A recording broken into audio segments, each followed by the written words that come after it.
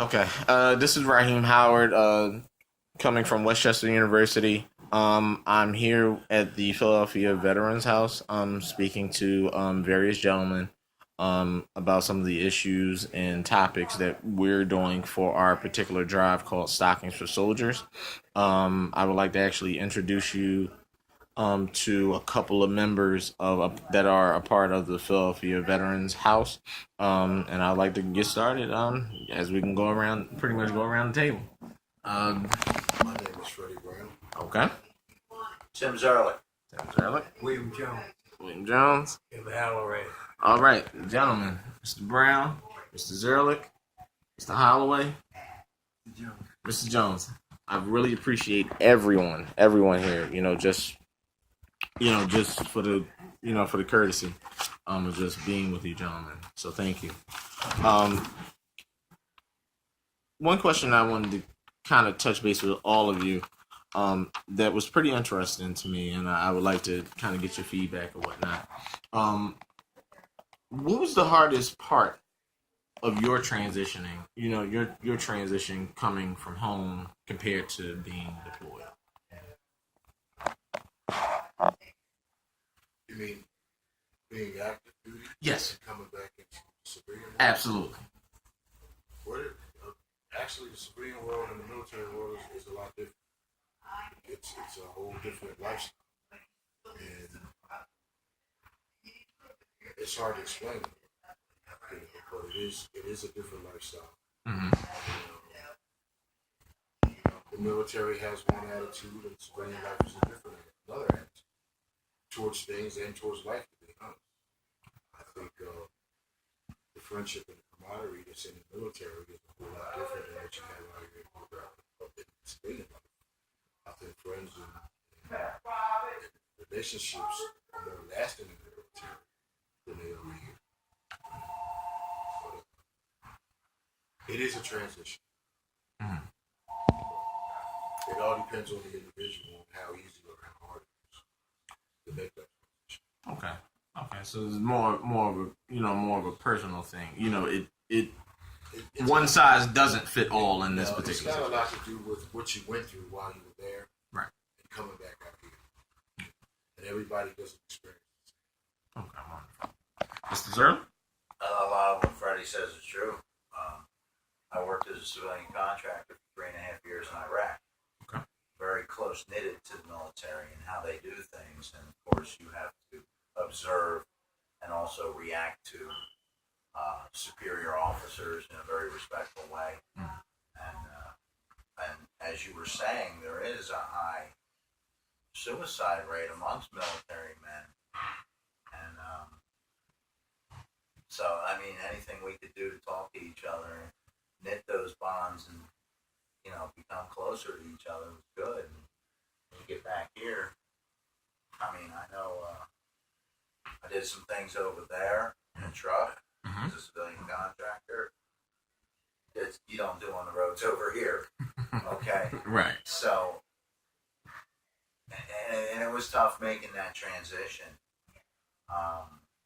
And I think some things that would help make that transition easier are maybe some sort of standardized counseling for some of the returning military. So Absolutely. even mandatory, if you will, because they need some people to talk to. Absolutely. It took me about, okay, I'm still working on it. It didn't take me about, I'm still working on it. Right. Absolutely. So that's all I got to say about that. I mean, as far as even telling the military fellows what they're entitled to as far as military benefits through the VA. Mm-hmm.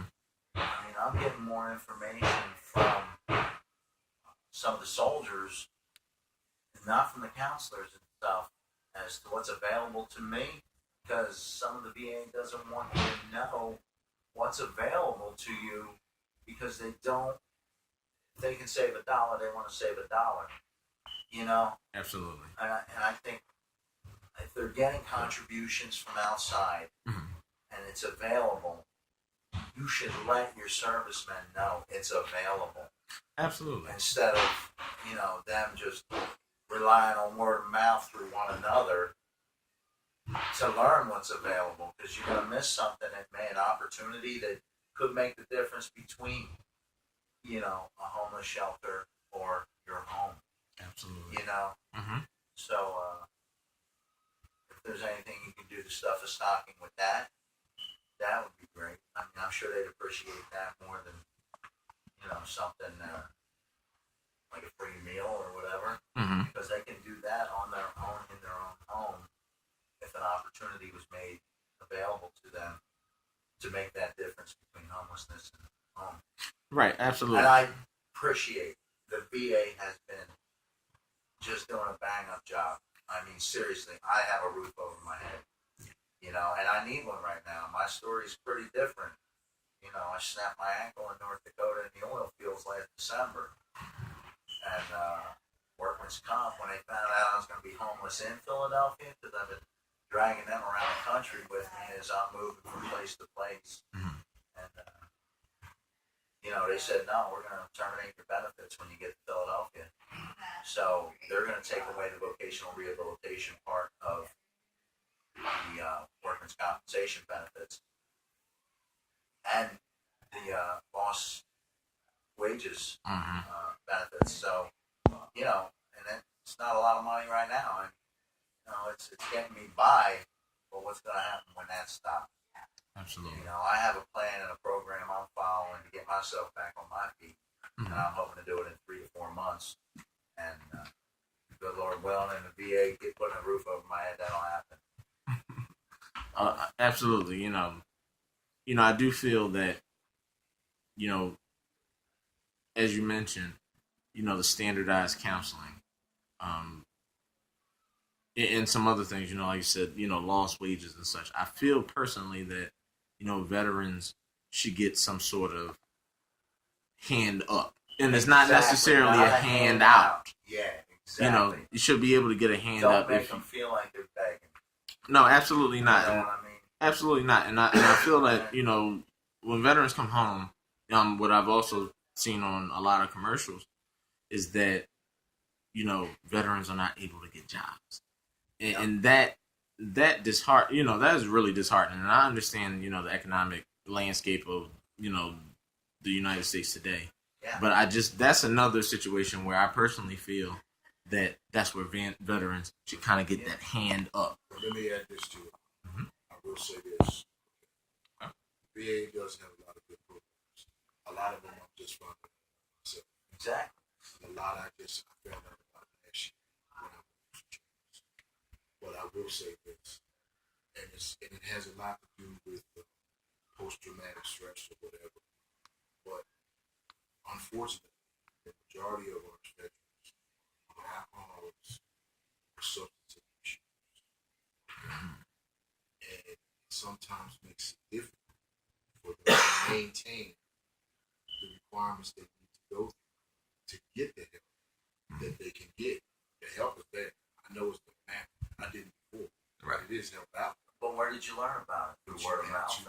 I learned through VA. Okay. Because I just started recently seeking a year ago. So there is help out there. I know it is now, which I didn't know before. But I never was in a situation where I needed it. Right. Okay. I didn't need the help, so I didn't ask about it. So I do know it is out there. I'm just saying. Mm-hmm. Sometimes because of the things that they have gone through, they drive to the trigger. It's hard to sustain if they got it.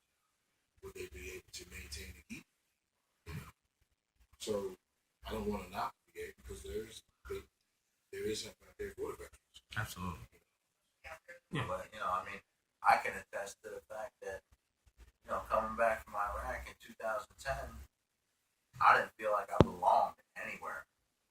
So what did I do? I did drugs and alcohol and tried to hide. And that's Exactly. That's their outlet. Right. You know what I mean? Drugs or the alcohol, what they think is their outlet, or that's what they follow. Right. Well, I tried to hide. It makes it difficult to take the opportunities that are out there for them because they can't, Yes. And like I said, unfortunately, there's a lot of veterans who are addicted. You gotta give them hope. Yeah, You absolutely. gotta give them hope. You gotta let them know that they can do the work, because they can do the work. You know, they've been shot at, blowed up, whatever. They can handle that. And you get over here and like me, I've been shot at and blowed up on convoy in Iraq. It's being over there doing experienced jobs and coming back out here and it's like you can't get a job in Pat Right. or act.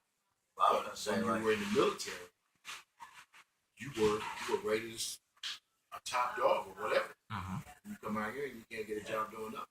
Right. I wasn't as scared in Iraq doing all that as I am now. That's You know what I mean? absolutely. Absolutely. So let me ask you this, Mr. Jones. I wanted to actually get you Get them involved. get you involved Pretty much in the dialogue. We do ask, and that's it too. I'm sorry, but you know what? It's like a computer. You gotta ask the right question for it to give you the right direction. Right. You know? Mm-hmm. And when you said that, that's why I wanted to throw that in there. You know what I mean? You gotta ask the right question to get moved in the right direction. Go ahead, Jonesy. I'm sorry, man. You guys pretty much summed it up. I wanted to ask you a personal question. Do you feel that veterans, active duty members, coming home? Do you feel that in essence, as I spoke to Mrs. Zerlik, should kind of get that hand up, special credence to different